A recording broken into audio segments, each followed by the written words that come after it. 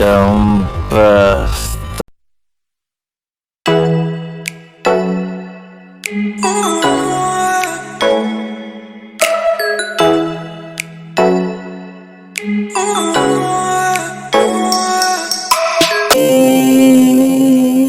Perempuan cantik ini bernama Bindu. Bindu mempunyai hobi membuat miniatur barang-barang dengan ukuran kerdil. Pada suatu malam, saat ia sedang membuat micro up berlambang hati, tiba-tiba terjadi pemadaman listrik. Bindu terkejut. Tiba-tiba, ada sebuah cahaya yang menerangi kamarnya. Cahaya itu bersumber dari rumah tetangga sebelahnya. Cahaya itu sengaja dibuat oleh seorang pemuda yang bernama Nani. Sudah bertahun-tahun, Nani menyukai Bindu. Nani tak henti-henti mengejar Bindu, walaupun selama ini Bindu bersikap dingin kepadanya. Saat Bindu menutup jendela kamarnya, teman Nani merasa heran. Kenapa Nani terus mengejar-ngejar Bindu, sedangkan Bindu tidak pernah merespon perasaannya. Nani menjawab dengan candaan. Nani berkata, bahwa Bindu menutup jendela kamarnya karena Bindu sayang kepadanya. Sebab, Bindu tidak ingin Nani menjadi sakit, karena akan begadang semalaman memandangi wajah Bindu. Mendengar percakapan itu, Bindu menjadi senyum-senyum sendiri. Rupanya Bindu menikmati apa yang selama ini sering Nani lakukan. Scene beralih ke seorang duda kaya raya. Ia bernama Sudep. Sudep memiliki hobi menembak. Skill menembaknya sudah tak diragukan lagi. Sudep juga hobi merayu wanita. Pernah di satu waktu, Sudep merayu istri rekan bisnisnya, dengan modus mengajari cara menembak. Selain pembisnis di bidang properti, Sudep juga seorang investor. Scene beralih ke Bindu. Bindu bekerja di sebuah organisasi yang bergerak di bidang sosial. Pada hari itu, Bindu sedang menerima donasi dari Nani. Diketahui, Nani adalah donatur aktif di organisasi tempat Bindu bekerja. Di saat Bindu sedang salting karena digombali oleh Nani, tiba-tiba kakak iparnya datang dan membawa kabar baik. Mereka mendapatkan donasi besar dari sebuah perusahaan. Perusahaan itu adalah milik Sudep. Bindu diminta untuk segera mendatangi perusahaan tersebut. Tidak menunggu lama, Bindu pun langsung berangkat untuk menemui pimpinan perusahaan itu. Singkat cerita, Bindu pun sampai di perusahaan itu. Awalnya Sudep menolak untuk bertemu. Tapi setelah Sudep melihat bahwa yang datang adalah wanita cantik, Sudep langsung menelpon karyawannya dan menyuruh agar Bindu masuk ke ruangannya. Tanpa basa-basi, Sudep langsung menandatangani cek dengan nominal yang sangat fantastis. Setelah itu, Bindu langsung pergi ke kuil, dan meminta kepada pendeta agar mendoakan cek yang ia bawa. Kebetulan, Nani juga berada di tempat itu. Saat Bindu membagikan makanan, Bindu melopati tangan Nani. Nani tidak mendapatkan makanan yang diberkahi itu. Akan tetapi, Nani menganggap bahwa dia dianggap spesial, sehingga dia diperlakukan berbeda dari yang lain. Bindu yang mendengar ucapan itu pun, menjadi salah tingkah. Sudep mulai beraksi mendekati Bindu. Ia ikut serta menyantuni anak-anak yang orang tuanya kurang mampu. Setelah itu, Sudep mengajak Bindu makan. Ternyata, Nani mengikuti Bindu. Terlihat dari kejauhan, Nani dengan gaya khasnya, mencari perhatian dari Bindu. Hal itu, membuat Bindu kesemsem. Sehingga, Bindu menjadi tidak fokus kepada Sudep. Sudep menjadi marah, setelah tahu bahwa Bindu tertarik kepada pria lain. Diperparah lagi ketika dalam perjalanan hendak pulang, Bindu beralasan hendak membeli sayur, sehingga ia meminta kepada Sudep untuk berhenti sebentar. Padahal, Bindu sengaja mampir ke pasar, hanya karena ingin digoda oleh Nani.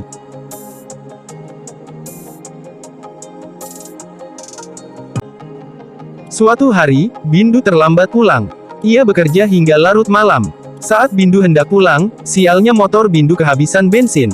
Bindu bingung harus berbuat apa. Dengan ragu-ragu, Bindu malah mengirim pesan kosong kepada Nani. Nani yang sok kepedean langsung mendatangi Bindu ke kantornya. Nani yang tak suka basa-basi langsung menghampiri Bindu. Bindu masih saja jual mahal, seolah-olah tidak terjadi apa-apa. Nani merasa bingung harus memulai percakapan dari mana. Kemudian Nani menunjukkan pesan kosong yang dikirim oleh Bindu.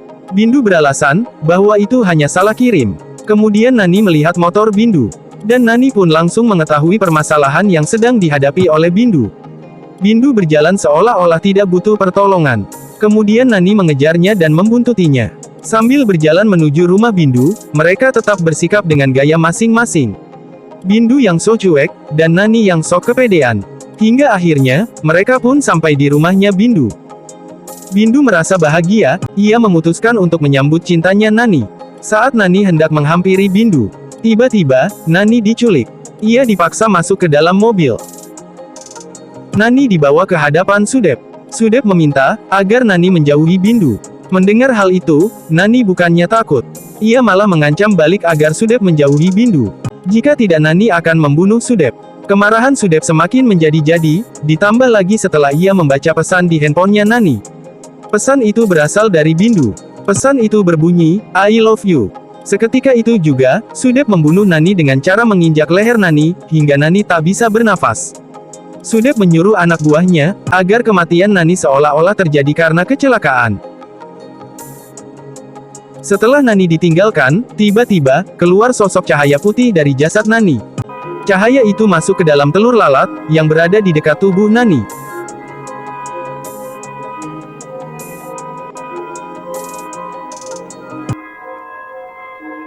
Keesokan paginya, saat Bindu hendak pergi ke kantor, ia melihat orang-orang berkerumun.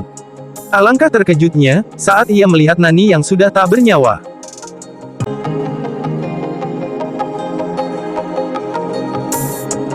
Singkat cerita, beberapa hari kemudian, kepompong lalat yang berada di lokasi saat Nani dibunuh, kini menetas. Lalat itu adalah reinkarnasi dari Nani. Namun saat ini, lalat itu belum bisa mengingat masa lalunya. Selain itu, ia juga belum bisa beradaptasi dengan lingkungan. Beberapa kali, ia hampir mati karena aktivitas alam, maupun karena aktivitas manusia.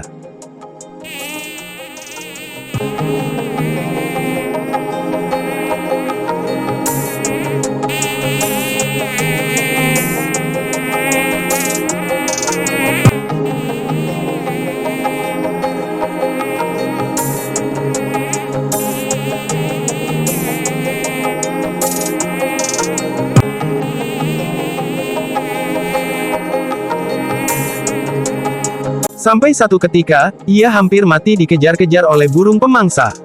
Beruntung, ia masih bisa lolos dengan masuk ke sebuah gedung perkantoran. Namun sialnya, ia malah terjebak di sebuah gelas yang berisi air. Saat si lalat terombang-ambing, ia melihat sosok Sudep yang sedang menelpon. Seketika itu juga, si lalat bisa mengingat siapa dirinya yang sebenarnya.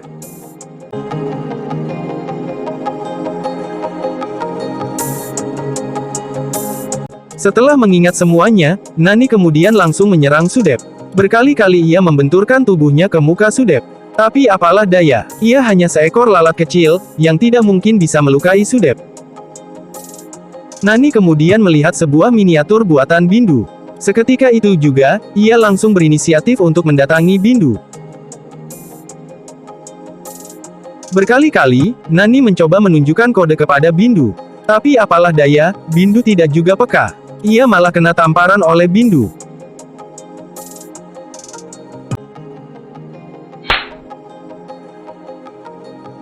Ketika Bindu sedang berada di kantor, Sudep datang dengan modus memberikan empati atas kematian Nani. Saat ia mengelus-ngelus pundak Bindu, kemudian Nani mencoba lagi menyerang Sudep. Kali ini, ia mencoba masuk ke dalam telinga Sudep. Dan itu berhasil mengganggu Sudep, hingga Sudep pun kabur. Tak berhenti sampai di situ, Nani terus mengikuti Sudep. Tak henti-hentinya Nani meneror Sudep. Bahkan Sudep hampir tertusuk alat terapi yang runcing, saat Sudep melakukan terapi di dalam kotak sauna. Atau saat Sudep hendak tidur pun, Nani terus mengganggu Sudep, hingga Sudep semalaman tidak bisa tidur.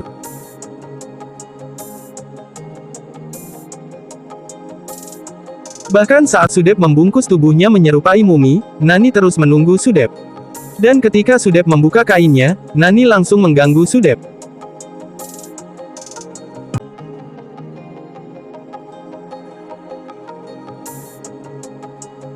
Sampai suatu ketika saat Sudep sedang mengendara, Nani menghalangi pandangan Sudep. Nani menyentuh mata Sudep, hingga Sudep kehilangan konsentrasi. Dan sampai akhirnya, Sudep mengalami kecelakaan.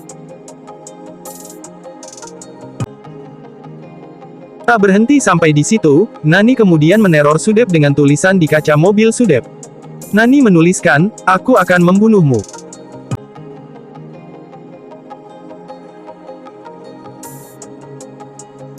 Pasca kecelakaan, Sudep tak henti-hentinya memegang spray anti lalat. Anak buah Sudep yang menganggap bahwa Sudep mengalami halusinasi, menjadi sasaran kemarahan Sudep. Tak lama kemudian, Bindu datang menjenguk Sudep. Bindu menyemprotkan desinfektan kepada Nani, hingga Nani terpental keluar ruangan.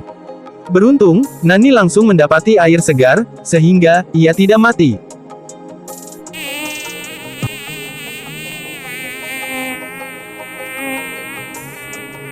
Keesokan harinya, Sudep mendatangi profesor di sebuah universitas.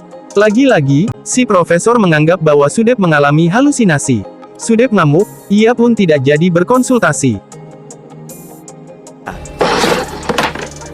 Oleh karena semua orang menganggap bahwa dirinya mengalami halusinasi, Sudep pun pergi mendatangi tempat ia kecelakaan. Sesampainya di lokasi, Sudep dikejutkan oleh sosok dukun misterius. Si dukun misterius menyuruh Sudep agar menemuinya, apabila wajah Sudep sudah kotor dan gosong akibat kepulan asap.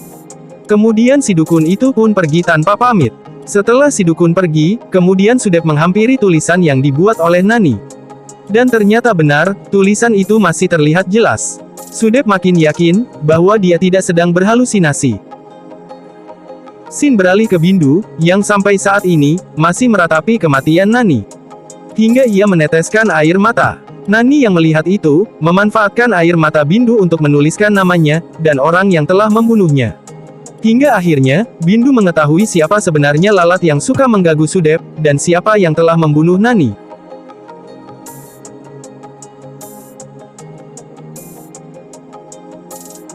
Keesokan harinya, Bindu membantu Nani, untuk membalaskan dendamnya. Dengan keahliannya, Bindu membuat alat-alat miniatur. Seperti, kacamata pelindung agar terhindar dari obat anti serangga. Selain itu, Bindu juga membuat miniatur kuku dari besi yang sangat tajam. Sebelum melakukan aksinya, Nani terlebih dahulu melatih skillnya. Seperti mencakar, menahan semburan obat anti serangga, dan lain-lain. Setelah Nani melatih skillnya, Nani pun langsung melakukan percobaan pembunuhan kepada Sudep.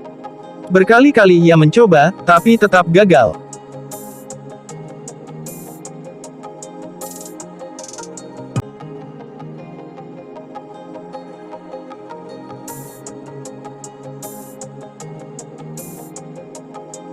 Hingga akhirnya, Nani melihat miniatur meriam kecil di rumah Sudep.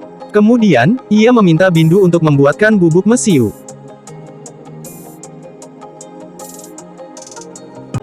Sebelum melakukan aksinya, Bindu terlebih dahulu melakukan eksperimen. Dan itu berhasil. Kemudian, Nani bergegas menuju rumah Sudep dengan membawa satu ember bubuk mesiu. Di saat Nani mengambil korek api, si asisten Sudep yang jorok, membuang permen karet dengan menyelipkannya ke lubang meriam. Dan Nani pun gagal lagi melakukan aksinya. Kemudian, Sudep menyuruh anak buahnya agar menutup ruangan dengan rapat-rapat. Hingga tidak ada satu serangga pun yang bisa memasuki ruangannya. Ruangan itu juga dilengkapi dengan desinfeksi otomatis. Nani buru-buru keluar dari ruangan itu. Ia bergegas melapor kepada Bindu.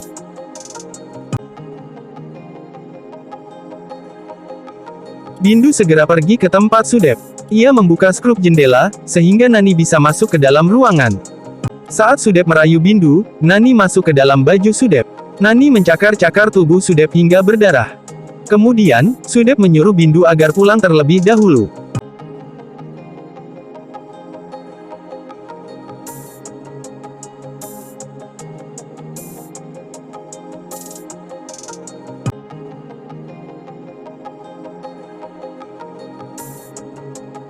Keesokan harinya, Sudep ada jadwal meeting dengan para investor. Ia datang ke kantor dengan menggunakan helm. Para investor pun merasa heran dengan kelakuan Sudep.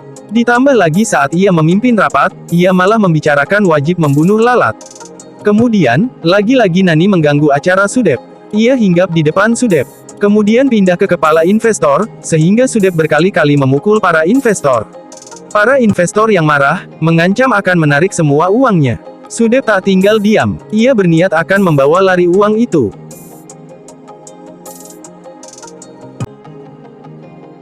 Sudep langsung masuk ke ruang berangkas. Saat Sudep hendak memasukkan sandi pembuka berangkas, Nani mengganggunya. Hingga sandi itu berkali-kali salah dan terkunci. Kemudian ia mengambil penyambung besi untuk membobol berangkas itu. Nani tak tinggal diam, ia terus mengganggu Sudep, hingga penyambung besi itu membakar semua uang di dalam brankas. Saat Sudep membuka pintu brankas, muka Sudep gosong akibat terkena kobaran api. Saat itu juga, ia teringat kepada dukun misterius yang berbicara kepadanya tempo hari. Tidak menunggu lama, Sudep langsung mendatangi dukun itu. Sudep menceritakan semua kesialannya yang diakibatkan oleh seekor lalat. Si dukun berkata bahwa, lalat itu reinkarnasi dari orang yang bernama Nani. Seketika itu juga, Sudep menjadi bengong. Seolah-olah ia tak percaya dengan kenyataan ini. Kemudian mereka langsung pergi ke ruangan Sudep. Si dukun mengerahkan burung pemangsa untuk membunuh Nani. Burung itu langsung mengejar Nani. Nani yang badannya kecil berhasil mengelak hingga burung itu terkena sengatan listrik. Listrik di ruangan itu menjadi korslet. Melihat pintu hendak tertutup otomatis, Nani segera meluncur keluar. Sudep dan dukun terjebak di dalam ruangan. Akibat kepanikan itu si dukun tewas, kepalanya terbentur sebuah besi. Sudep mencoba menghancurkan pintu kaca, tapi tak berhasil. Beruntung, anak buahnya datang dan menolongnya.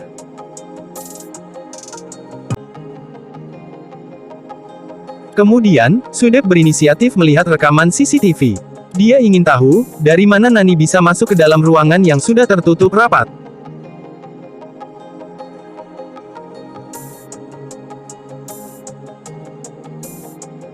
Setelah tahu bahwa Nani dan Bindu bersekongkol, kemudian Sudep membawa Bindu ke ruangannya dan memperlihatkan rekaman CCTV itu. Bindu yang menyadari dirinya dalam bahaya, berusaha menusuk Sudep menggunakan cutter. Sudep berhasil mengatasi serangan Bindu. Bindu kemudian dijambak, dan Sudep memanggil Nani agar menyerahkan diri. Nani yang tak tega melihat Bindu disiksa, langsung menampakkan dirinya dan berlutut di lantai. Sudep hendak menginjak Nani, akan tetapi ia ingin merasakan kematian Nani yang kedua kalinya. Lalu anak buah Sudep membuka sepatunya. Di sela-sela itu, Nani mengambil jarum dan ketika Sudep menginjak Nani, Sudep tertusuk oleh jarum itu. Nani berkali-kali ditembak, tapi ia berhasil mengelak. Peluru dari senjata api yang ditembakkan oleh Sudep, mengenai lampu, hingga lampunya padam.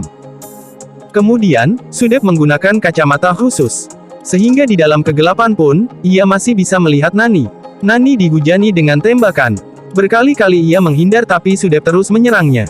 Muka Sudep terkena percikan kaca lampu, saat ia menembak Nani. Melihat kesempatan itu, Nani mengambil jarum dan hendak menusuk mata Sudep. Melihat hal itu, Sudep mengambil magnet dari pecahan speaker yang rusak akibat tembakan. Alhasil, jarum itu menempel pada magnet, dan kaki Nani terjepit di antaranya. Sudep bahagia karena berhasil mendapatkan Nani. Nani dibawa ke hadapan Bindu. Nani disiksa di hadapan Bindu. Sebelah sayap Nani dicabut oleh Sudep. Sudep mengambil jarum dan hendak membunuh Nani menggunakan tangan Bindu. Di sela-sela itu, Nani melihat meriam yang sudah tidak tersumbat. Saat Sudep hendak membakar Nani, Nani yang hanya mempunyai satu sayap pun, berinisiatif mengorbankan dirinya agar terbakar, dan masuk ke dalam meriam. Meriam pun meledak. Tembakan meriam itu meleset hanya mengenai sedikit bahu Sudep. Anak buah Sudep lari kocar-kacir. Mereka melihat peluru itu mengenai tabung gas yang berada di belakang Sudep. Seketika itu juga, tabung gas itu meledak, dan kobaran api memenuhi seluruh ruangan.